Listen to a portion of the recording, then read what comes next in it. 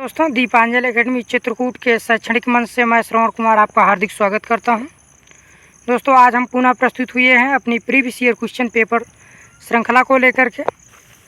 तो आइए देखते हैं। दोस्तों, आज का मोटिवेशनल कोड है, जब हौसला बना लिया है ऊंची उड़ान का, जब हौसला बना लिया है ऊंची उड़ान का, फिर देखना फिजूल है कद आसमान का, फिर देखना फिजूल है कद आसमान का। तो दोस्तों, जब आप अपने लक्ष्य को निर्धारित कर लिए हैं कि हमें इस एग्ज़ाम को अवश्य निकालना है, हमें इस पोस्ट को अवश्य प्राप्त करनी है, तो फिर उस एग्ज़ाम में, उस मार्ग में आने वाली बाधाओं को देखना बंद कर दीजिए। उन बाधाओं से मत घबराइए और लग जाइए बिल्कुल अपने जोश और जुनून के साथ। आप एक दिन सफल अवश्य होंगे। तो आइए इसी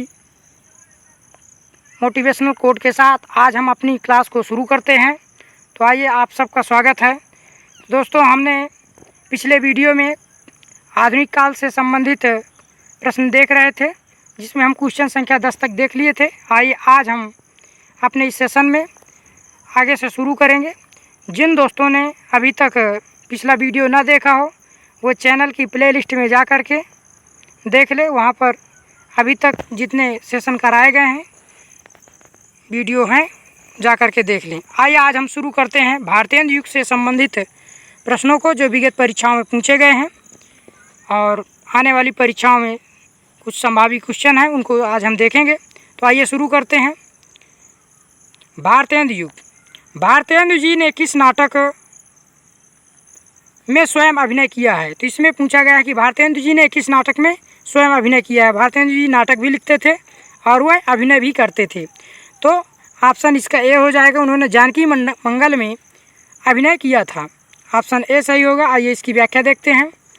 शीतला प्रसाद त्रिपाठी का जानकी मंगल।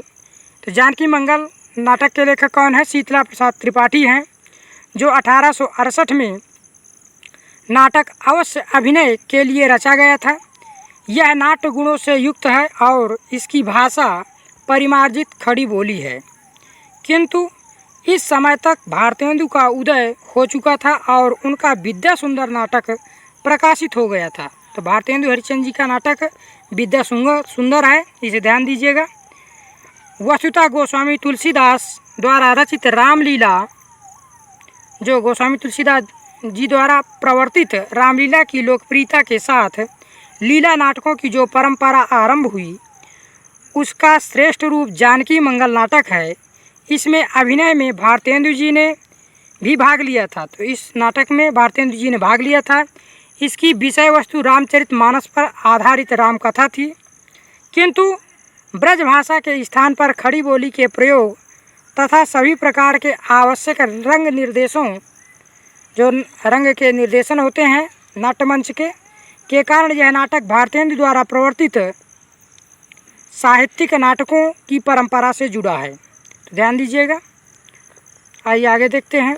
अगला क्वेश्चन है, काशी में नेशनल थिएटर की स्थापना के प्रेरक रहे हैं। तो काशी में जो नेशनल थिएटर लिखा गया था, उसके प्रेरक कौन थे? तो उसके प्रेरक थे भारतेंदु हरिश्चंद्र जी। ऑप्शन डी सही होगा। अगल इसकी व्याख्या देख लेते हैं। काशी की नाट्य संस्था नेशनल थिएटर की मंडली ने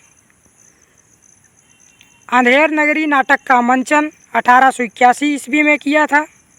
भारतेंदु हरिश्चंद्र संस्था के संरक्षक थे, उन्होंने अभिनय में हिस्सा भी लिया था। तो यह भी ध्यान दीजिएगा।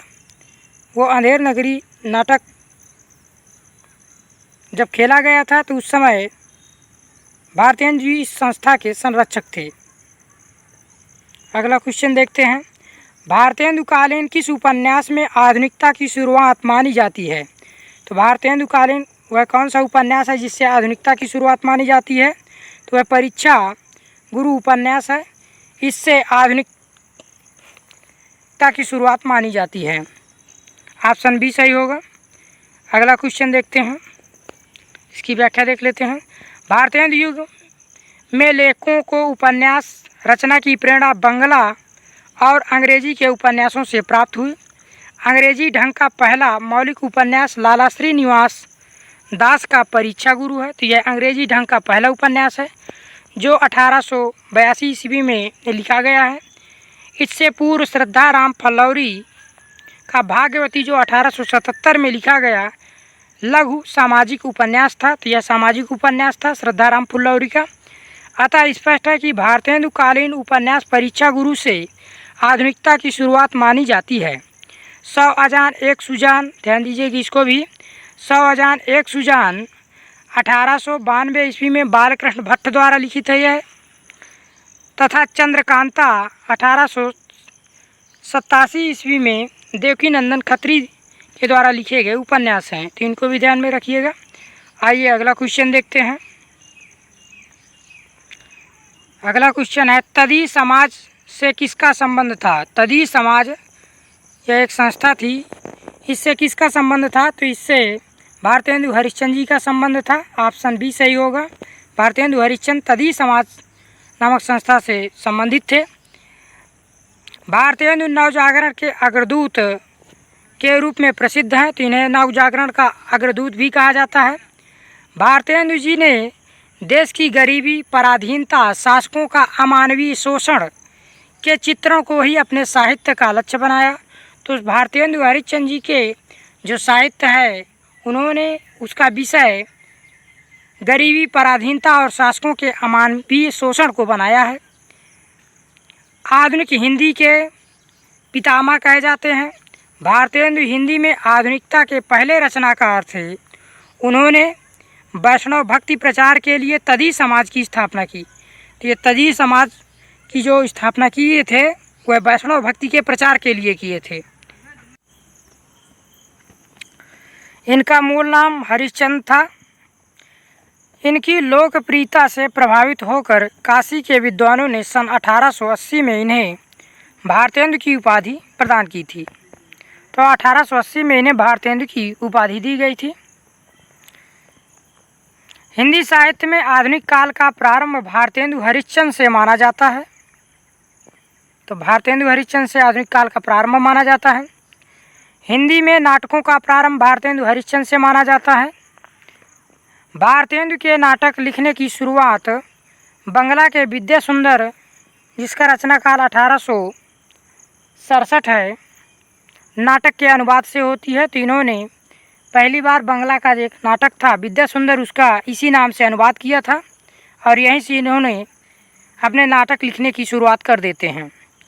इन्होंने सन 1868 ईस्वी में कविवचन सुधा नामक पत्रिका निकाली और 1876 में हरिश्चंद्र मैगजीन और फिर बाला बोधनी नामक पत्रिका निकाली। तो इनको भी ध्यान में दीजिए रखिएगा। इन्होंने 1868 में कविवचन सुधा निकाली और 1876 में हरिश्चंद्र मैगजीन नामक पत्रिका निकाली तथा 1874 में बाला बोधनी नामक पत्रिका निकाली थी। यह स्त्रियों से संबंधित उनकी समस्याओं को उजागर करने वाली पत्रिका थी बाला बोधनी। आगे देखते हैं। नवजागरण का अग्रदूत हिंदी के किस लेखक को कहा जाता है? तो भारतेंदु हरिश्चंद्र को कहा जाता है। ऑप्शन बी सही होगा। अगला क्वेश्चन, अंग्रेज राज सुख साज सजे सब भारी, पैधन विदेश चली जात इह अति ख्वारी। ये पंक्तियाँ किसके द्वारा लिखी गई हैं? तो यह पंक्तियाँ भारतेंदु हरिश्चंद्र जी के द्वारा लिखी गई हैं। ऑप्शन सी सही होगा। इन पंक्तियों को ध्यान में रखिएगा, पूछी जाती हैं। आइए व्याख्या देख लेते। भारतेंदु का काल ब्रिटिश उपनिवेश का था। भारतेंदु जब लिख रहे थे उस समय अंग्रेज़ों का भारत पर शासन था। ब्रिटिश उपनिवेश में भारत सभी दृष्टियों से परास्त हो गया। भारत को संपूर्णतः या पूर्णतः मटिया मेट कर यहाँ की सारी संपत्ति को अपने देश की ओर ले जाना ब्रिटिशों का एकमात्र लक्ष्य था। भारतेंदु जी ने भारत दुर्दशा के पहले अंक में ही यह सूचित करते हैं। भारत दुर्दशा भारतेंदु जी का नाटक है और अंग्रेज़ों के द्वारा इस प्रकार से आर्थिक शोषण जो किया जा रहा था भारत का, उस पर वो क्षुब्ध होकर के भारत दुर्दशा अपने नाटक में उसके पहले अंक में लिखते हैं, अंग्रेज राज सुख साज सजे सब भारी, पैधन विदेश चली जात यह अति ख्वारी। आगे देखते हैं।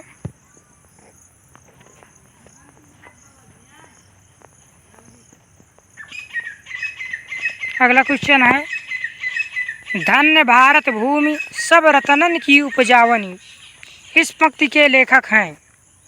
धन्य भारत भूमि सब रतनन की उपजावनी, इस पंक्ति के लेखक कौन है? तो इस पंक्ति के लेखक बद्री नारायण चौधरी प्रेमघन हैं। यह भी भारतेंदु मंडल के प्रमुख कवि हैं, तो इनको भी ध्यान में रखिएगा, इन्होंने भी ऐसे लिखा है। आइए इसकी व्याख्या। भारतेंदु जी के इन कवियों ने भारतीय इतिहास के गौरवशाली पृष्ठों की स्मृति तो अनेक बार दिखाई, पर उनकी राष्ट्रीय भावना केवल यहीं तक सीमित नहीं रही। अंग्रेज़ों की विचारधारा और देशभक्तिपूर्ण कविताओं से भी उन्होंने यथेष्ट प्रेरणा ली, जिसका फल यह हुआ कि क्षेत्रीयता से ऊपर उठकर वे संपूर्ण राष्ट्र की नब्ज को टटोलने लगे। बद्री नारायण चौधरी प्रेमघन की उपयुक्त पंक्ति इसी तथ्य को स्पष्ट करती है। देश के उत्कर्ष अपकर्ष के लिए उत्तरदायी परिस्थितियों पर प्रकाश डालकर इस युग यानी भारतेंदु युग के कवियों ने जनमानस में राष्ट्रीय भावना के बीज वपन का महत्वपूर्ण कार्य किया है। तो भारतेंदु युगीन जो कवि थे वह अंग्रेज़ों से लड़ने के लिए, राष्ट्रीय चेतना को जगाने के लिए ऐसी काव्य लिखे हैं। देशभक्ति की भावना बाद में मैथिली शरण गुप्तकत भारत भारती में लक्षित हुई है। तो देशभक्ति की जो भावना विशेष रूप से मुखरित होती है तो वह भारत भारती में है, मैथिली शरण गुप्त द्वारा लिखित यह रचना है। भारतेंदु की विजयनी विजय वैजयंती, प्रेमघन की आनंद अरुणोदय या प्रताप नारायण मिश्र की महापर्व और नया सम्मत राधा कृष्ण दास की भारत बारहमासा और विनय शीर्षक कविताएं देशभक्ति की प्रेरणा से युक्त हैं। तो ये जो कविताएं हैं ये सभी देशभक्ति की प्रेरणा से, राष्ट्रीय भावना से ओतप्रोत कविताएं हैं, तो इन्हें ध्यान रखिएगा।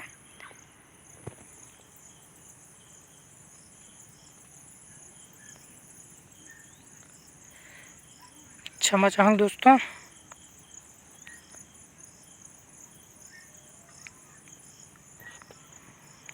हमारो उत्तम भारत देश काव्य पंक्ति राधाचरण गोस्वामी द्वारा रचित है, जो देशभक्ति भावना को परिलक्षित करती है, तो इसे भी ध्यान में रखिएगा। हमारो उत्तम भारत देश काव्य पंक्ति राधाचरण गोस्वामी द्वारा लिखित है। प्रेमघन ने हार्दिक हर्षादर्श कविता में भारत की शासनाधिकार लेने वाली महारानी विक्टोरिया के विषय में कहा है।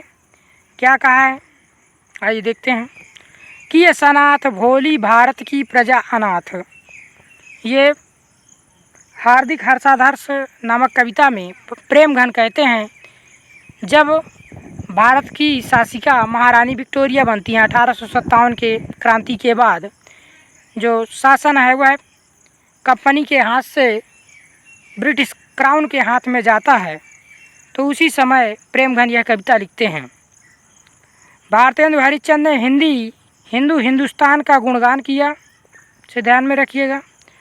प्रेमघन ने राजभक्ति भारत सरिस और ठौर कहूँ नहीं कह करके विदेशी शासकों को आश्वस्त किया, तो अम्बिका दत्त व्यास ने जयतिराज राजेश्वरी जय जय परमेश द्वारा रानी विक्टोरिया के प्रति आभार प्रकट किया है। तो ये राजभक्ति पर पंक्तियाँ हैं। अगला क्वेश्चन देखते हैं। लाला श्रीनिवास दास के संयोगिता स्वयंवर की सच्ची समालोचना किसने लिखी थी? तो सच्ची समालोचना करने वाले विद्वान थे बालकृष्ण भट्ट, ऑप्शन डी सही होगा। अगला क्वेश्चन देखते हैं। हिंदी प्रदीप में संयोगिता स्वयंवर की समीक्षा सच्ची समालोचना शीर्षक से की गई है।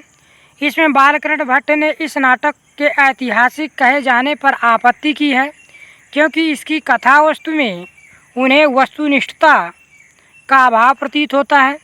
निबंध के आरंभ में ही वे लिखते हैं, लाला जी यदि बुरा न मानिए तो एक बात आपसे पूछें, वह यह कि आप ऐतिहासिक नाटक किसको कहेंगे? क्या केवल किसी पुराने समय के ऐतिहासिक पुनरावृत्ति की छाया लेकर नाटक लिखा या लिख डालने से ही वह ऐतिहासिक हो गया क्या? किसी ख्यात किसी विख्यात राजा या रानी के आने से ही वह ऐतिहासिक हो जाएगा? यदि ऐसा है तो गप हाँकने वाले दास्तानगों और नाटक के ढंग में कुछ भी भेद न रहा। किसी समय के लोगों के हृदय की क्या दशा थी, उसके आभ्यंतरिक भाव किस पहलू पर ढुलके हुए थे, अर्थात उस समय मात्र के भाव, स्पिरिट ऑफ द टाइम्स क्या थे। इन सब बातों को ऐतिहासिक रीति पर पहले समझ लीजिए, तब उसके दर्शाने का भी यत्न नाटकों द्वारा कीजिए। तात्पर्य यह है कि संयोगिता स्वयंवर ऐतिहासिक नाम वाले पात्रों को लेकर लिखा गया एक किस्सा है, ऐतिहासिक नाटक नहीं, क्योंकि इसमें लेखक ने अपने ऐतिहासिक बोध का परिचय नहीं दिया। तो इस पर आपत्ति व्यक्त किए हैं बालकृष्ण भट्ट जी ने। संयोगिता स्वयंवर जो नाटक लिखा गया था, इसे ध्यान में रखिएगा। भारतेंदु युग में कुछ विस्तृत समीक्षाएं भी लिखी गई हैं। इनमें से जो दो सर्वाधिक प्रसिद्ध समीक्षाएं हैं वे हैं लाला श्रीनिवास दास के संयोगिता स्वयंवर पर लिखी गई है, जिसे लेखक ने ऐतिहासिक नाटक कहा था। पहली समीक्षा हिंदी प्रदीप अप्रैल 1886 में निकली थी और दूसरी आनंद कादम्बिनी माला 2 मेघ 10/11/12 1986 में। दोनों समीक्षाएं एक ही वर्ष आगे पीछे करके निकली थी। इसका एक प्रमाण यह भी है कि आनंद कादम्बिनी में प्रकाशित समीक्षा में हिंदी प्रदीप में प्रकाशित समीक्षा का हवाला दिया गया है। दोनों समीक्षाओं में से किसी समीक्षा के साथ उसके लेखक के नाम का उल्लेख नहीं है, जिससे यह अनुमान होता है कि ये समीक्षाएं स्वयं संपादकों द्वारा लिखी गई हैं। बालकृष्ण भट्ट ने पंडित किशोरीदास गोस्वामी की पुस्तक समस्या पूर्ति मंजरी, ध्यान दीजिएगा, पंडित किशोरी लाल गोस्वामी की पुस्तक है, समीक्षात्मक पुस्तक है समस्या पूर्ति मंजरी की हिंदी प्रदीप में समीक्षा करते हुए लिखा था। इसकी संपूर्ण कविताएं केवल श्रृंगार रस की न हों, थोड़ी सी सामयिक देश भलाई के संबंध में भी होती तो सोना और सुगंधित कहा जाता। तो उन्होंने जब बालकृष्ण भट्ट ने जब पंडित किशोरीदास गोस्वामी की कविता की एक पुस्तक थी इनकी समस्या पूर्ति मंजरी, इसकी समीक्षा वो करते हैं बालकृष्ण भट्ट, और तब कहते हैं कि इसकी संपूर्ण कविताएं केवल श्रृंगार रस की ना हो, थोड़ी सी सामयिक देश यानी समय में जो चल रहा है, देश काल वातावरण को लेकर के परख करके लिखी जाएं तो अत्यंत सुंदर होगा। आगे देखते हैं। इसी प्रकार उन्होंने शंकर दीक्षित नामक एक कवि की कविता पुस्तक है शंकर देव दीक्षित की, वह है माधुरी विलास की समीक्षा करते हुए हिंदी प्रदीप में ही यह लिखा था, देशोपकारी बातें पर यह कविता की जाती तो अधिक लाभ होता। तो बालकृष्ण भट्ट उस समय विशेष रूप से राष्ट्रीय भावना, देश से संबंधित, देश की समस्याओं से संबंधित लिखी जाने वाली कविताओं का समर्थन करते हैं और वह लेखकों को सलाह भी देते हैं। आगे देखते हैं।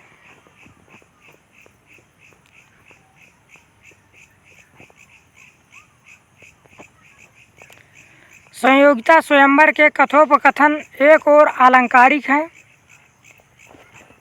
तो इसके कथोपकथन अलंकारिक हैं तो दूसरी ओर पांडित्यपूर्ण है।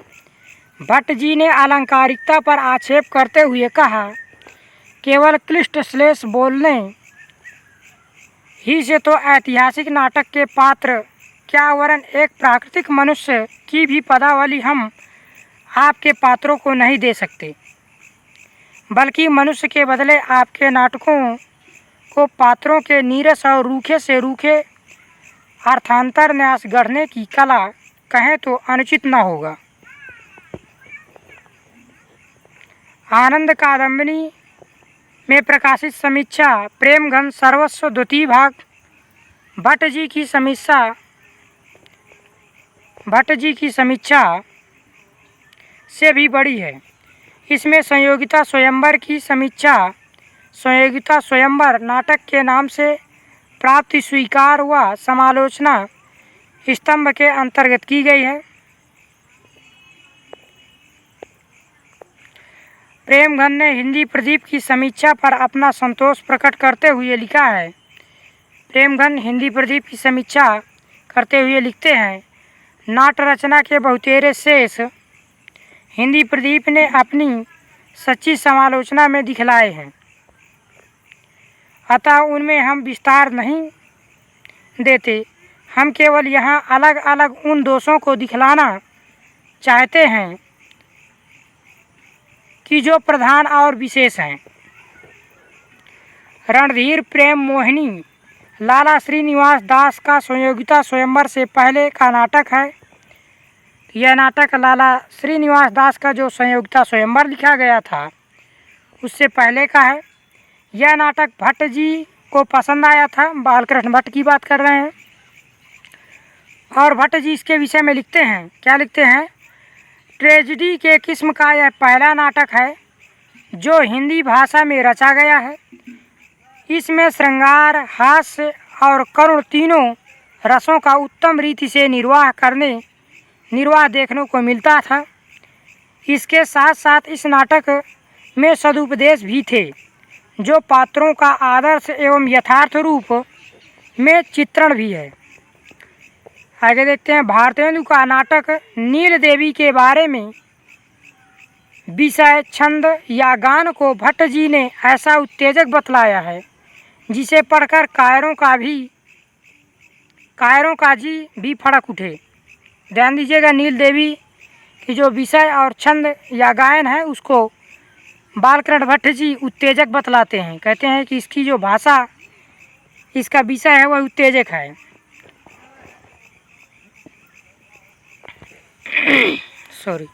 अगला क्वेश्चन देखते हैं। मेघदूत काव्य का खड़ी बोली में अनुवाद किया है, किसने किया है? तो करने वाले राजा लक्ष्मण सिंह है। ऑप्शन डी सही होगा। भारतेंदु युग के कवियों ने हिंदी और ब्रजभाषा में मौलिक रचनाओं के साथ साथ संस्कृत की अनेक रचनाओं का अनुवाद भी किया है। तो उस समय भारतेंदु युग में संस्कृत की रचनाओं का भी अनुवाद किया जा रहा था। राजा लक्ष्मण सिंह द्वारा अनुदित रघुवंशम, मेघदूतम उल्लेखनीय कृतियाँ हैं जिसमें भावांतर की सरसता शैली की लालित्य शुद्ध ब्रजभाषा तथा सवैया छंद प्रस्तुत किया गया है। तो ये संस्कृत की रचनाएं हैं और इनका राजा लक्ष्मण सिंह ने अनुवाद किया है। ये महाकवि कालिदास की रचनाएं हैं, रघुवंशम और मेघदूतम। ठाकुर जगमोहन सिंह द्वारा अनुदित रचनाएं ऋतुसंहार और मेघदूत विशेष उल्लेखनीय है। तो ठाकुर जगमोहन ने भी अनुवाद किया है, इसे भी ध्यान में रखिएगा। अगला क्वेश्चन देखते हैं। शेक्सपियर के सभी नाटकों का हिंदी अनुवाद किसने किया है? तो शेक्सपियर जो अंग्रेजी के नाटककार हैं, साहित्यकार हैं, उनके सभी नाटकों का अनुवाद लाला सीताराम ने किया है। ऑप्शन सी सही होगा। व्याख्या देख लेते हैं। लाला सीताराम ने शेक्सपियर की कई पुस्तकों का अनुवाद किया है जिनमें भूल भुलैया, कौन सी कृतियाँ हैं? तो भूल भुलैया 1885 प्रमुख था। लाला सीताराम का उपनाम भूप था, तो इसे भी ध्यान में रखिएगा। लाला सीताराम का उपनाम भूप था। इन्होंने दोहा चौपाई में अवधी भाषा का घनाक्षरी, सवैया में ब्रज भाषा का और गद्य में खड़ी बोली का प्रयोग किया है। तो ध्यान रखिएगा, दोहा चौपाई लिखे हैं तो वहाँ पर अवधी भाषा का प्रयोग किए हैं। अगर घनाक्षरी लिखे हैं, सवैया लिखे हैं तो वहाँ पर ब्रज भाषा का प्रयोग करते हैं। और अगर गद्य लिखते हैं तो खड़ी बोली का प्रयोग किए हैं। इनका एक ग्रंथ अयोध्या का इतिहास बहुत चर्चित है। इनकी कुछ कविताएं बहुत प्रसिद्ध हुई हैं, जैसे कि बैरगिया नाला इनकी प्रमुख पुस्तक थी जो बहुत चर्चित है, लाला सीताराम की। तो इसे ध्यान में रखिएगा, बैरगिया नाला ये पुस्तक लाला सीताराम की है, कविता है और बहुत प्रसिद्ध कविता थी। आगे देखते हैं, गोल्ड स्मिथ की कृति ट्रैवलर का अनुवाद किसने किया? तो गोल्ड स्मिथ की कृति ट्रैवलर का अनुवाद किसने किया था? तो श्रीधर पाठक ने श्रांत पथिक के नाम से किया था। श्रीधर पाठक ने कालिदास की कृति ऋतुसंहार और गोल्ड स्मिथ कृत हर्मिट डेजर्टेड तथा द ट्रैवल का काव्यानुवाद क्रमशः एकांतवासी योगी, तो उन्होंने हर्मिट का अनुवाद एकांतवासी योगी के नाम से किया है। डेजर्टेड विलेज है ये रचना पूरी, इसका अनुवाद उजड़ ग्राम नाम से किया है तथा द ट्रैवलर का अनुवाद श्रांत पथिक नाम से श्रीधर पाठक ने किया है। तो इनको ध्यान दीजिएगा। आगे देखते हैं, भारतेंदु का खड़ी बोली में रचित कविताओं का संग्रह किस नाम से प्रसिद्ध है? तो भारतेंदु जी का जो खड़ी बोली में कविताओं का संग्रह है वह फूलों के गुच्छा नाम से प्रसिद्ध है, ध्यान में रखिएगा। अगला क्वेश्चन देखते हैं, भारतेंदु द्वारा रचित खड़ी बोली में रचित कविताएं फूलों का गुच्छा नामक काव्य ग्रंथ में संग्रहित हैं। तो भारतेंदु हरिश्चंद्र जी की जो खड़ी बोली में रचित कविताएं हैं वह फूलों का गुच्छा नामक संग्रह में संग्रहित हैं। हिंदी साहित्य के इतिहास में भारतेंदु हरिश्चंद्र को आधुनिक हिंदी के प्रणेता, पितामह व प्रवर्तक माना जाता है। आगे देखते हैं, निम्नलिखित में से भारतेंदु कालीन कवि कौन है? इसमें बताना है भारतेंदु युगीन कवि कौन सा है। तो ऑप्शन ए सही होगा, भारतेंदु हरिश्चंद्र प्रेमघन, ये बद्री नारायण चौधरी प्रेमघन है। प्रताप नारायण मिश्र और अंबिका दत्त व्यास ये भारतेंदु युगीन कवि हैं। आगे देखते हैं,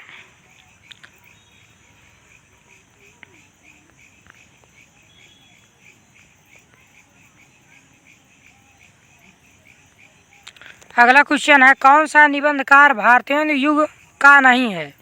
इसमें बताना है कि कौन सा निबंधकार भारतेंदु युग का नहीं है। तो बाल मुकुंद गुप्त भारतेंदु युग के निबंधकार न होकर के द्विवेदी युग के निबंधकार हैं। अगला क्वेश्चन देखते हैं, बाल मुकुंद गुप्त द्विवेदी युग के निबंधकार हैं। बाल मुकुंद गुप्त की रचनाएं शिवशंभु का चिट्ठा तथा चिट्ठे और खत हैं, ध्यान रखिएगा। शिवशंभु का चिट्ठा और चिट्ठे तथा खत ये बाल मुकुंद गुप्त के रचनाएं हैं। द्विवेदी युग के प्रमुख निबंधकार महावीर प्रसाद द्विवेदी, गोविंद नारायण मिश्र, माधव प्रसाद मिश्र, मिश्र बंधु, गोपाल राम गहमरी तथा सरदार पूर्ण सिंह चंद्रधर शर्मा गुलेरी आदि हैं। ये द्विवेदी युग के रचनाकार हैं, निबंध विशेष रूप से लिखे हैं। भारतेंदु युग के प्रमुख निबंधकार कौन कौन से हैं? भारतेंदु हरिश्चंद्र, बालकृष्ण भट्ट, प्रताप नारायण मिश्र, राधाचरण गोस्वामी, बद्री नारायण चौधरी प्रेमघन, लाला श्रीनिवास दास और जगमोहन सिंह ठाकुर, जगमोहन इनको कहते हैं, वही हैं। तो इनको ध्यान में रखिएगा। भारतेंदु हरिश्चंद्र जी के निबंध आपके पाठ्यक्रम यूजीसी नेट और यूपीएचएससी में भी लगे हुए हैं, जिसमें भारतवर्षोन्नति और दिल्ली दरबार दर्पण लगा हुआ है। इसी प्रकार से प्रताप नारायण मिश्र के बात और धोखा निबंध यूपीएचएससी के पाठ्यक्रम में लगे हैं, जिनको हमें पढ़ना है। आगे देखते हैं, भारतेंदु ने अपना बलिया वाला ऐतिहासिक व्याख्यान दिया था, कब दिया था? तो 1884 में दिए थे, ऑप्शन सी सही होगा। हिंदी साहित्य में रुचि रखने वालों के लिए ददरी के मेले का एक खास ऐतिहासिक महत्व है। ददरी ये मेला बलिया में है। भारतेंदु हरिश्चंद्र ने नवंबर 1884 में यहाँ एक व्याख्यान दिया, जिसे बलिया व्याख्यान या बलिया का भाषण कहा जाता है, के नाम से जाना जाता है। यही व्याख्यान भारतवर्ष की उन्नति कैसे हो सकती है शीर्षक से हरिश्चंद्र चंद्रिका में दिसंबर 1884 में प्रकाशित हुआ था। तो यह व्याख्यान हरिश्चंद्र चंद्रिका में प्रकाशित हुआ था। आगे देखते हैं, समस्या पूर्ति किस युग की विशेषता है? तो यह भारतेंदु युग की प्रमुख विशेषता है समस्या पूर्ति। समस्या पूर्ति भारतेंदु युग की काव्य शैली थी और उनके मंडल के भारतेंदु मंडल के जो कवि थे विधिवत विषयों पर तत्काल समस्या पूर्ति किया करते थे। रामकृष्ण वर्मा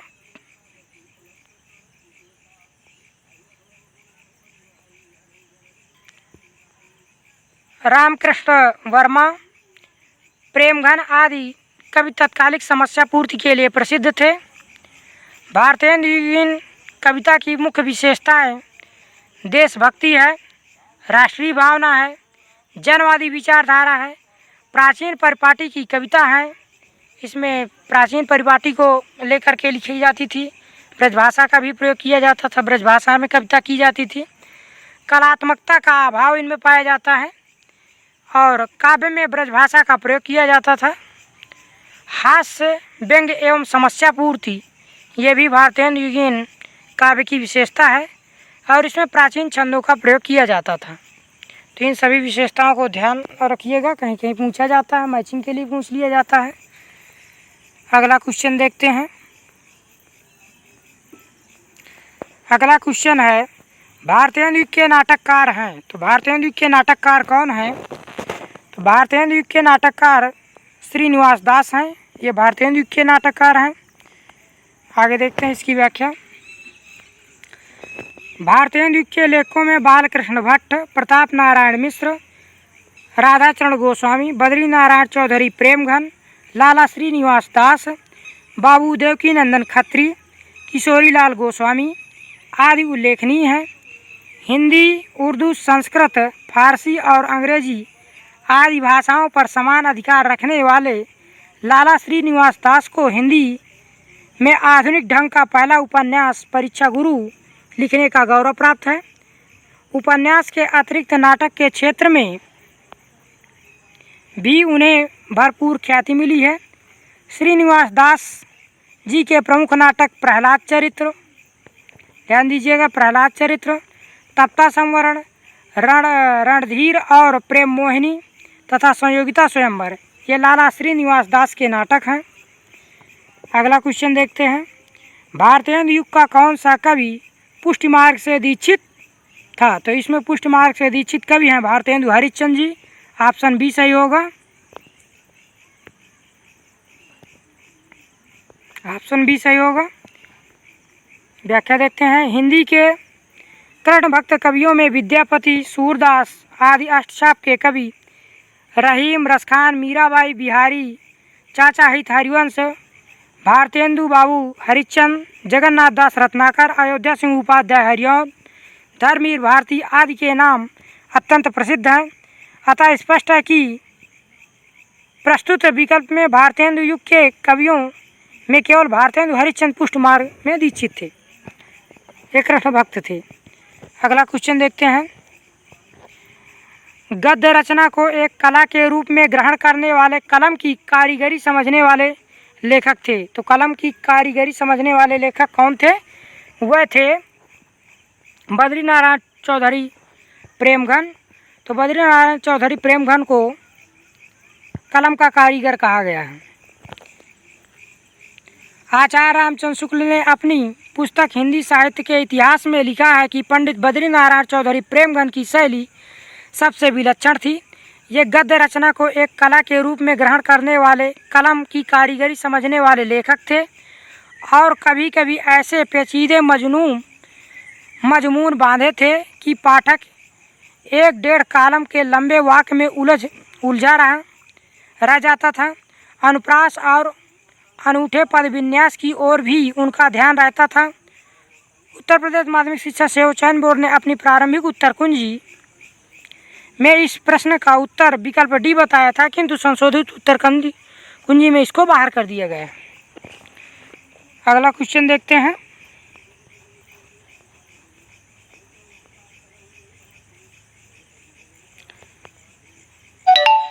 भारत सौभाग्य, प्रयाग रामागमन प्रेमघन जी के प्रसिद्ध नाटक हैं। तो बद्रीनारायण चौधरी प्रेमघन जो है उनका भारत सौभाग्य, प्रयाग रामागमन इनके नाटक हैं। प्रेमघन ने जीर्ण जनपद नामक एक काव्य लिखा है। तो इन्होंने एक जीर्ण जनपद नाम का एक काव्य भी लिखा था जिसमें ग्रामीण जीवन का यथार्थ चित्रण किया गया है। अगला क्वेश्चन देखते हैं और दोस्तों इस वीडियो का आखिरी क्वेश्चन होगा। इसके बाद हम पुनः शेष क्वेश्चनों को अगले वीडियो में लेकर के आपके समक्ष प्रस्तुत होंगे। तो आइए देखते हैं। नीचे 2 वाक्य दिए गए हैं, इनमें से एक कथन ए और दूसरा कारण आर है। आइए देखते हैं। कथन ए भारतीय युग के आते आते हिंदी में अनेक पत्र पत्रिकाओं का प्रकाशन आरंभ हो गया था। तो कथन तो सही है। इसका कारण देख लेते हैं। भारतीय युग के सभी लेखक पत्रकार थे। उपयुक्त वक्तव्यों के आधार पर नीचे दिए गए विकल्पों को चयन करना है। तो ये दोनों सही होंगे, ए और बी। आइए देख लेते हैं। ऑप्शन सी सही होगा। ए और आर दोनों सही हैं तथा एक ही सही व्याख्या आ रहा है। ये क्वेश्चन सही होगा, ऑप्शन सी। ये दोनों हैं। भारतीय युग में सभी लेखक पत्रकार थे और भारतीय युग आते आते अनेक पत्र पत्रिकाओं का प्रकाशन होने लगा था। तो दोस्तों आज हम इस वीडियो को यहीं पर समाप्त करेंगे। इसके बाद हम पुनः एक बेहतर क्लास को लेकर के आपके समक्ष प्रस्तुत करेंगे। दोस्तों आशा करता हूं कि आप इस वीडियो व्याख्यान से अवश्य लाभान्वित होंगे।